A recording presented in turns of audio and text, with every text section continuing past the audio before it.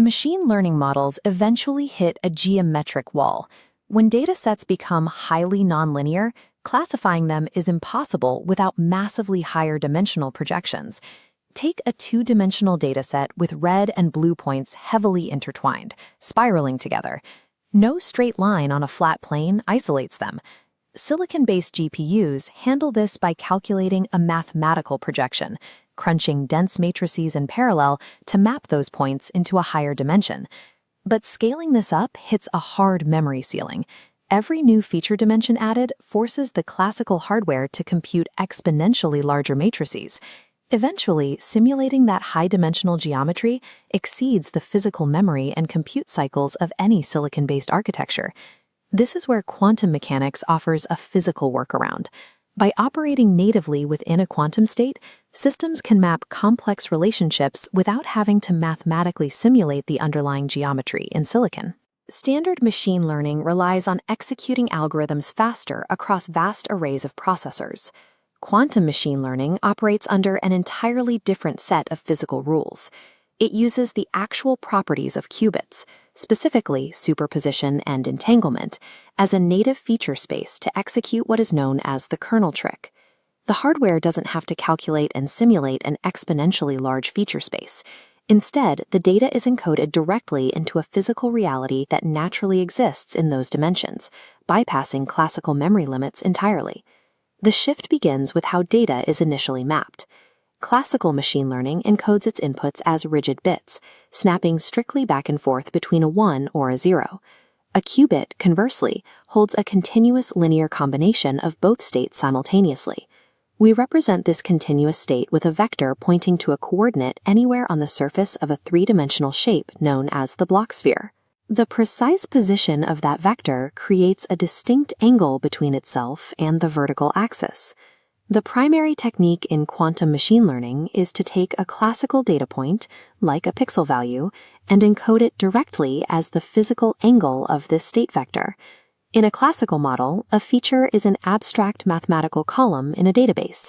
Here, the physical angle itself becomes the feature dimension. This specific feature embedding procedure translates discrete numbers into a continuous physical geometry, preparing the dataset for quantum mathematical operations. Placing a single qubit into this kind of superposition gives you a continuous state, but that alone does not yield a computational advantage over a standard processor. The dimensionality only scales when you introduce a second qubit and force them to interact. We use specific quantum operations, such as a CNOT gate, to mathematically entangle the states of these separate qubits. Once entangled, a localized operation on the first qubit yields an instantaneous non-local effect on the second. Changing the angle of one vector predictably alters the other. This leads to a direct mathematical constraint. A system of n entangled qubits cannot be mapped or simulated by an equivalent number of separated classical bits. To track those interconnected probabilities on standard hardware, you have to calculate a tensor space that grows exponentially with every added qubit, rapidly exhausting the memory limits of even the largest GPU clusters. The entangled quantum state acts as a native feature embedding engine. It physically provides an exponentially large geometric environment that a classical machine is incapable of replicating. To see how we extract utility from that massive environment, we look back at the spiraling nonlinear dataset we started with. A standard classification model, like a support vector machine, is designed to find a clear boundary between classes to accurately predict future labels. As long as the data remains plotted in a two-dimensional space, any straight line will inevitably intersect both classes. The classical solution is Euclidean feature embedding. You calculate the distance of every single point to the origin and use that value to map the data onto a third axis. This mapping warps the flat coordinate system into a three-dimensional bowl, physically separating the overlapping points along the z-axis. Projected in this higher dimension, you can easily slide a flat two-dimensional hyperplane directly between the classes to cleanly separate them. The problem is that scaling this approach to highly complex data requires moving into ultra-high dimensions. Calculating the exact coordinates of the hyperplane at that scale becomes an enormous computational bottleneck.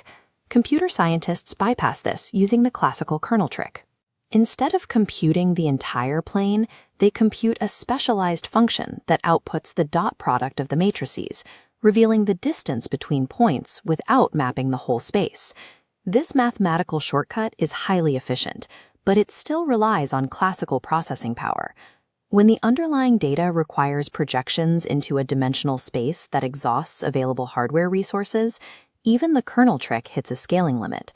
This specific bottleneck is what a quantum kernel calculation is engineered to solve.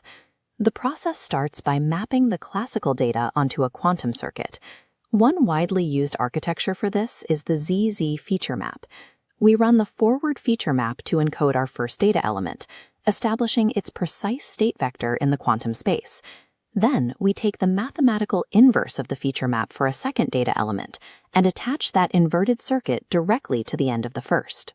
Combining the forward mapping and the inverted mapping creates a single continuous logic pathway for the quantum state. When you execute this combined sequence, passing the state through both blocks to a final measurement, the circuit automatically outputs the overlap between the two distinct data points.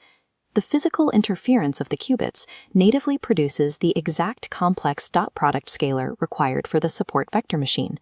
By forcing a quantum system to map and unmap the data points, the hardware natively computes the kernel function.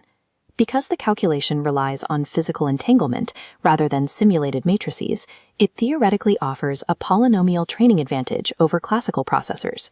In practice, this circuit doesn't operate in a vacuum.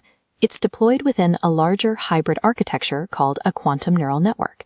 The quantum processor runs a variational circuit, an ansatz, which relies on parametrized gates. These rotation angles are trainable parameters, solved by a classical GPU optimizer. The architecture forms a feedback loop. Gradient data flows from the GPU, updates angles on the quantum hardware, and passes the output back to silicon. But this hybrid loop hits a core physical bottleneck.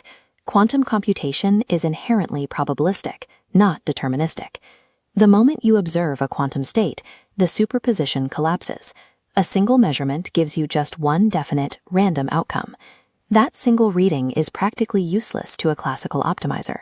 To extract accurate data, you have to execute what is known as a high shot count. The exact same circuit must be initialized, run, and measured thousands of times to reconstruct a usable probability distribution. This heavy repetition cost means hybrid quantum models are not engineered to ingest standard, high-volume big data sets.